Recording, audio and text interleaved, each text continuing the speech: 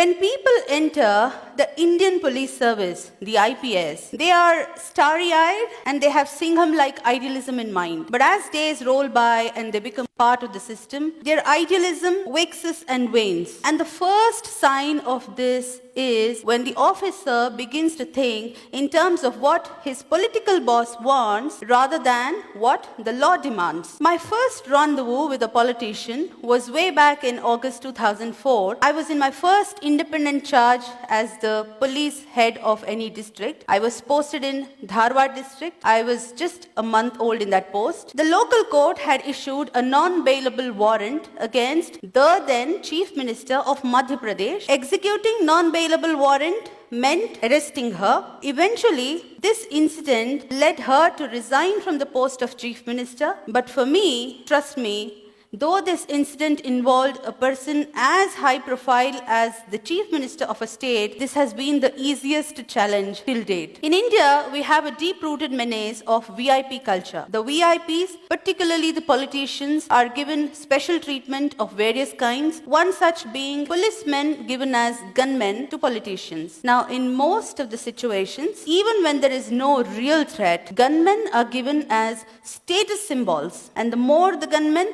the higher the status it is perceived. And it's not an exaggeration at all that many a time, most of these gunmen are used as boys to run errands. I was posted as the Deputy Commissioner of Police, Bengaluru City Armed Reserve, and my job was to supervise man management, personnel deployment, and therefore I took stock of the situation as to where my boys had been deployed. And to my utter shock, I found that a number of politicians, the public representatives, the MLAs, MPs, MLCs, and so on, had kept gunmen in excess of the authorized number they were supposed to keep. Now, I made a list. There were 82 politicians who had kept about 216 gunmen in excess of the number they were entitled. I started withdrawing them. The first resistance came from my own boss, who reprimanded me in front of my subordinate officers. Yet, undeterred, I completed the task. I withdrew till the last excess gunman came back to the unit. In the same stroke, I also withdrew 8 brand new SUVs kept by the then ex-Chief Minister of Karnataka. The man had stepped down from the post of Chief Minister,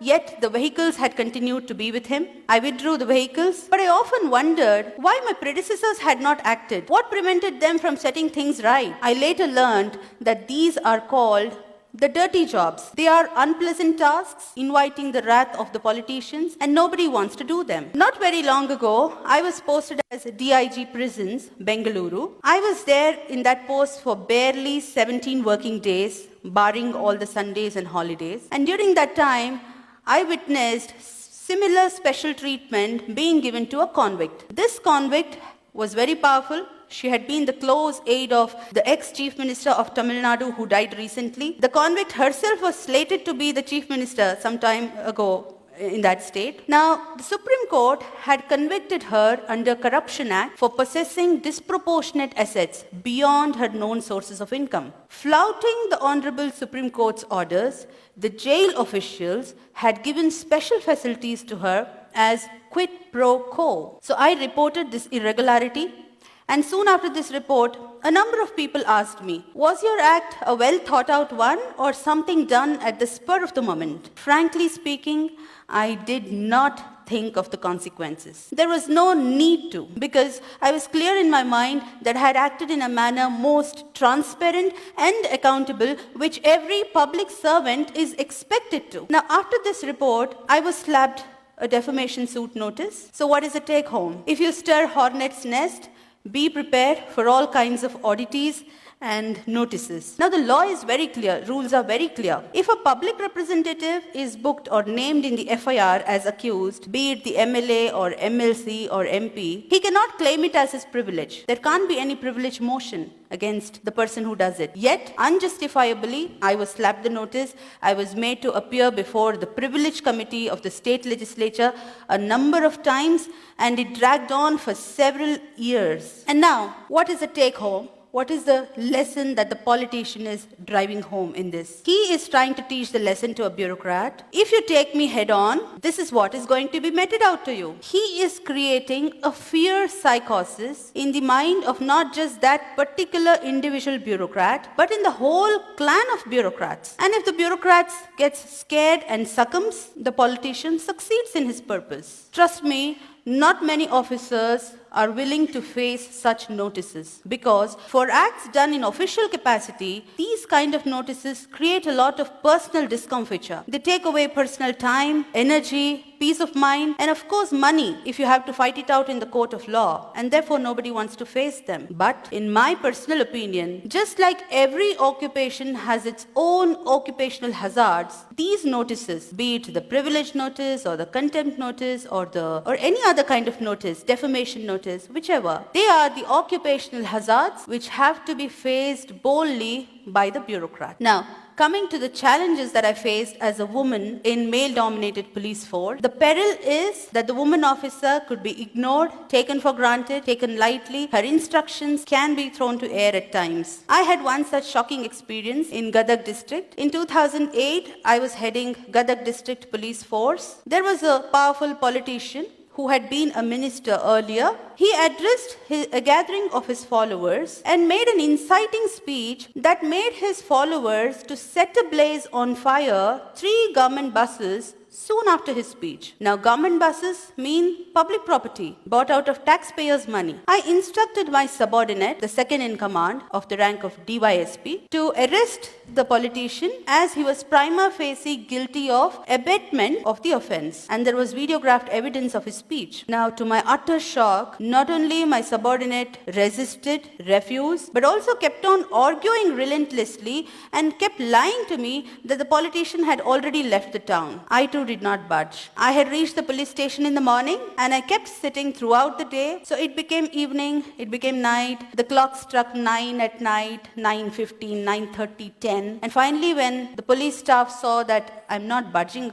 out, they somehow managed to get the politician to the police station. And then I instructed the station house officer of the police station to carry on the arrest procedures legally and to hand him over to the judicial custody, which was carried out. Now, upon the subordinate who had been lying to me, I took upon an inquiry and found that he was in constant touch with that politician over phone, though he had been lying to me that he was nowhere to be found. To this effect, I sent a report against the subordinate, the DSP, to the government as well as the Election Commission of India, because by that time election machinery was in place, and the government suspended him and he remained in suspension for more than a year. Now, challenges therefore are manifold, yet if the officer is willing to take risks, if the officer has nothing to hide, if he is clear in mind that he has acted lawfully and is fair, if he does not cling on to politicians for perks, cushy postings and so on, and last but not the least, if he has kept his bags packed ready to move out anytime if transferred, then such an officer, he or she, becomes a force to reckon with. Now, you might see that it's a commonplace knowledge that the MLAs, the MPs, the MLCs, these posts are created under the Constitution of India, but one must not forget that it is under the same Constitution, the All India Services, the IAS, the IPS are created. And Article 311 of the Constitution gives complete protection to the bureaucrat for acts done in official capacity, and it is available to every officer in the country, including the state services. So the day the bureaucrats are able to come out of the phobia of transfers, the phobia of politicians, we will have the best bureaucracy in the world. Karl Marx once said, bureaucracy is an iron cage, but I find that our bureaucrats have chained themselves. They are the ones holding the chains. The day they break away from these self-imposed chains, the day they start exercising their real power, we will see a new India. Thank you.